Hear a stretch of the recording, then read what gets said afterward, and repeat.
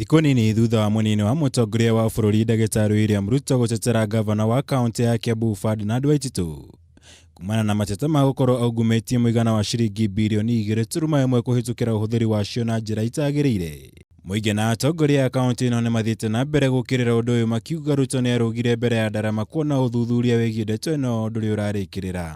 Viongozi ambao si wa kaunti ya Kiambu hata kama ni national leaders wakikuja katika kaunti ya Kiambu, kama wamekuja kanisa wakuja kuabudu, lakini mambo ya kutuambia vile tutafanya unless wao ni DPP ama ndio DCI. Lakini wewe kama sio DPP na wewe sio DCI na wewe sio EACC, usikuja kanisa Kiambu kutuambia ya kwamba governor ameiba ama hajaiba. Aache kutetea Waititu mambo ya pesa atimetumika na mambo ya State House. Yeye kila Sunday, kila wakati anakuja kupatiana mamilioni kwa kanisa. Hiyo pesa yote inatoka wapi? Labda ndio hiyo imetoka kwa county. Atongoria aya magĩkũmithia Ruto maugĩte nĩ ũndũ wa kĩeha kuona Ruto akĩhũthĩra igongona rĩa kanitha gũtetera ciĩko cia kungumia indo cia mũingĩ handũ-inĩ ha kũhe mweke ũthuthuria gũtabanio nĩ honge iria ithukĩirwo wĩra ũcio.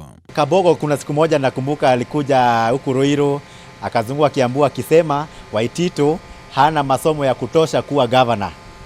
Sasa hii ndio naamini Kabogo, kwa sababu nilikuwa naona Waititu akiulizwa swali kwa Senate na akiulizwa anasema yeye hajui na report ako nayo na alikuwa ametumiwa mbeleni. Gavana Waititu athiĩte na mbere gũkĩrĩrwo nĩ atongoria matiganĩte kuma kaunti ĩno ya Kiambu makĩria kumana na riboti ĩno ya mũthũrimi wa mathabu ma thirikari gũkũ aingĩ makĩmũthingata gũtarĩria ũrĩa mbeca icio ciahũthĩkire.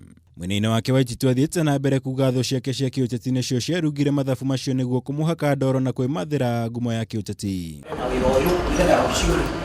Ngĩribotera Kameme TV, njĩtagwo Mwaũra Wagunya.